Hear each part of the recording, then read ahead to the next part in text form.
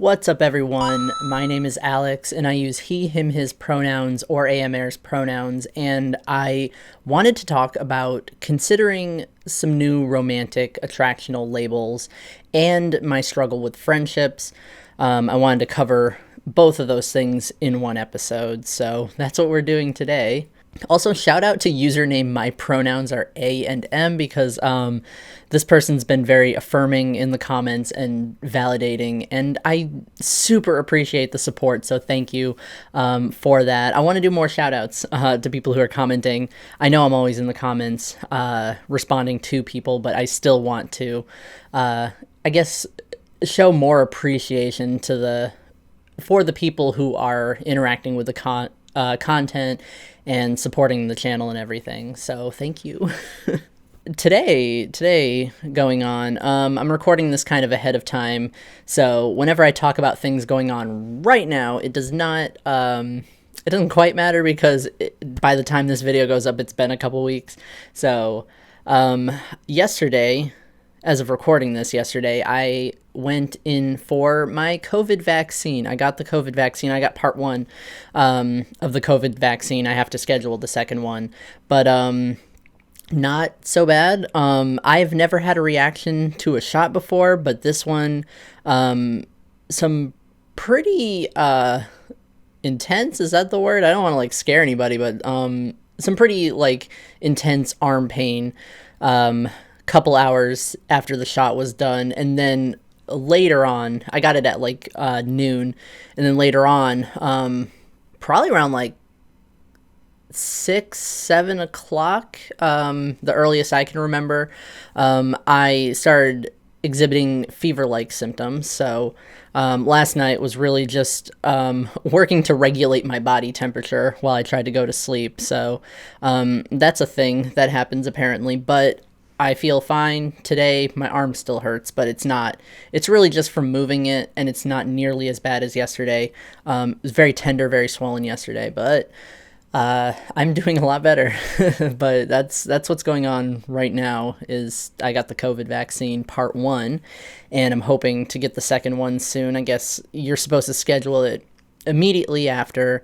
There's a whole bunch of stuff on that, but yeah, I didn't want to get too deep into that, but that's what's going on in my life currently, besides just kind of working and figuring out some more long-term projects I want to work on.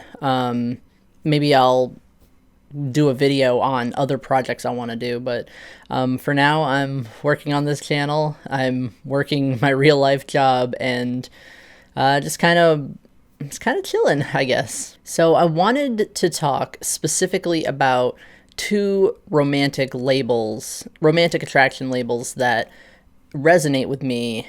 And on top of that, I want to talk about my struggle with friendships, because I think that the type of attraction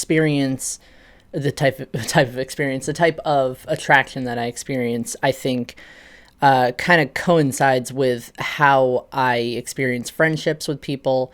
And I just kind of wanted to talk about the overlap of those two ideas. A long time ago, I came across a term called nebula romantic. It is supposed to be not being able to tell the difference between romantic attraction and other forms of attraction, specifically due to neurodivergence.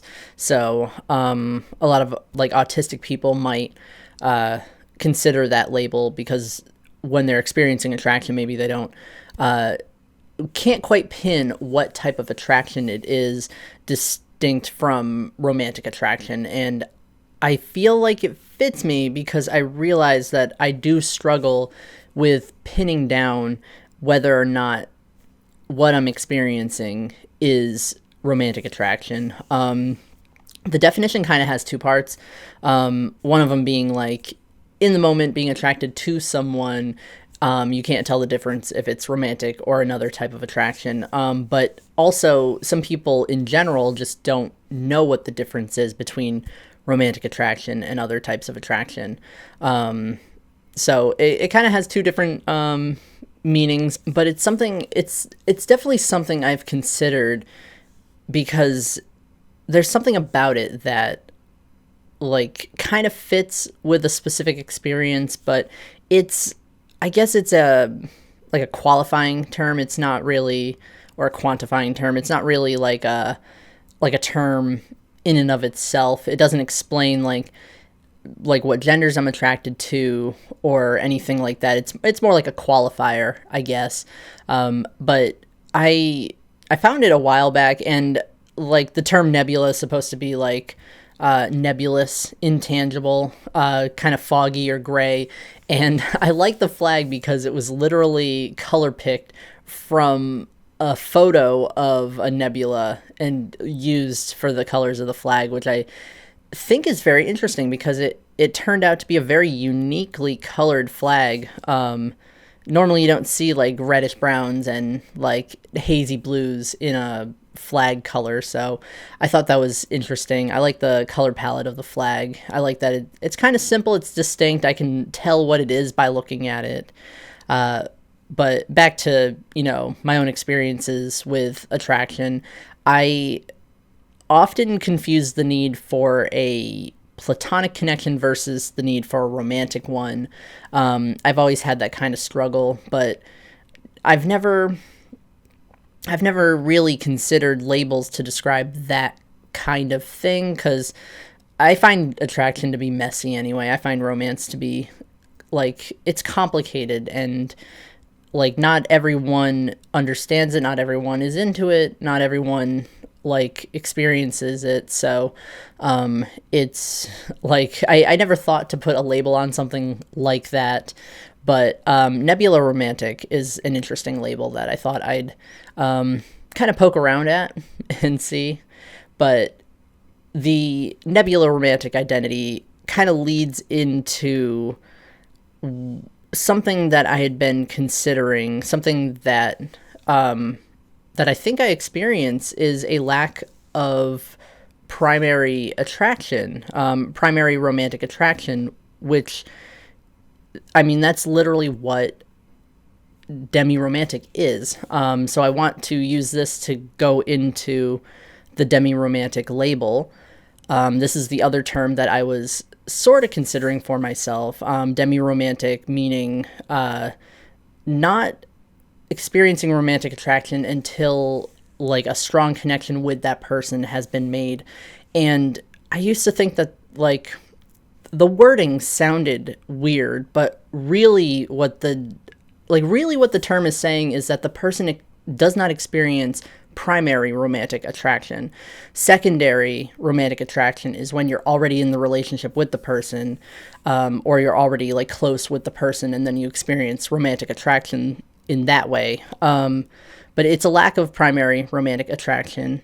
So my struggle with this label, this is always a struggle when taking on new labels, is that I feel like I experience romantic attraction too often and too deeply for me to consider a label that's basically under the aromantic spectrum of labels. It feels like I'm just not that, I guess not that type of identity enough to claim the label for that identity. I struggle with like gender labels in the same way. Like, I'm not really fitting what the label is being used for, so it makes me hesitant to use that kind of label, I guess. I don't want to claim to be a part of a community that I don't really where I don't really think I fit. I don't want to claim to be like, okay, I'm a part of this community, and like I don't really fit the criteria for the community, I guess, which I know is just some kind of internal, I guess an internalized phobia, some kind of internalized aphobia, I guess. And I guess the other part of the struggle is that I do kind of struggle with internalized aerophobia.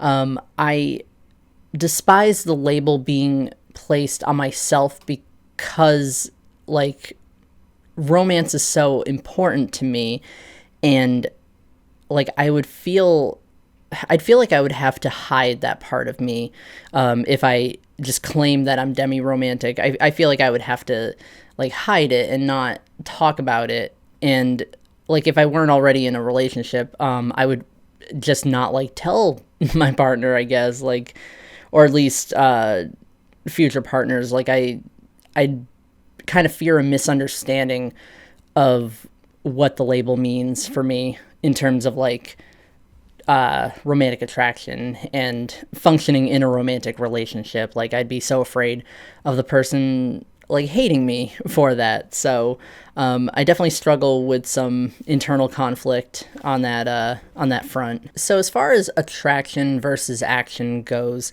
I don't always know if I'm experiencing romantic attraction unless I am actively engaging in romantic behaviors with a person, flirting or like going on dates, like sensual interaction with the person, stuff like that. And I don't think I experience romantic attraction until I'm already with the person, the person that I would potentially have a romantic attraction to. So there's that lack of primary attraction. My primary attraction to people largely is sexual, but for my secondary attraction, I feel like romantic and sexual attraction is kind of interconnected. I feel like they're inseparable for me personally. So there's also like, I don't know. I didn't really finish this section. I didn't write out all of this section that I wanted to cover, attraction versus action, but it's just like, it's so weird for me, I guess, to really place how I feel, what my experience is with primary attraction. But I find it really helpful that I've learned about primary and secondary attraction. It's not like the split attraction model. That's a different thing entirely, like separating romantic and sexual attraction, kind of on a scale. But I like that I found something a little, I guess, deeper than that, a little bit more under the surface. It's definitely something I want to look into more and find out, like, if people question their primary and secondary attractions to others, because it's not something I normally hear about. I only just like learned about this when I was looking up the demi-romantic label and everything that falls under that label, because it is I mean, it's a pretty broad term. It encompasses a lot of different experiences with romantic attraction. So it's definitely something like worth looking into if I want more information on it, because there's a lot under that label. So that's where I learned about primary and secondary attraction, and it's just interesting to think about, but generally I don't think I'm too worried about taking on a new label like that, I guess. So here's the part where I talk about friendships. Friendship is weird for me. I'm not really good at making and maintaining friendships with people.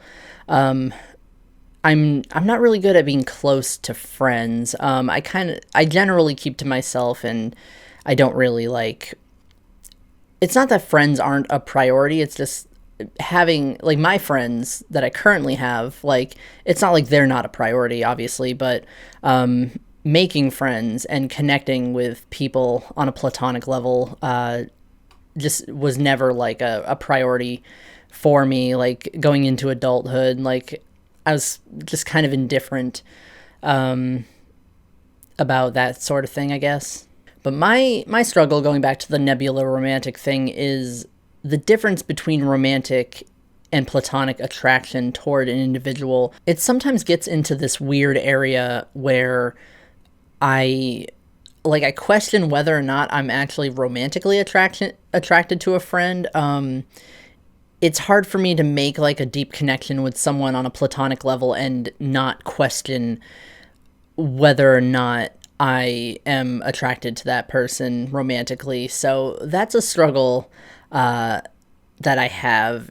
And sometimes I conflate any attraction to somebody as sexual. It's like, do I experience sexual attraction to this person, or am I just like platonically interested in them? Specifically, like someone I really make a connection with.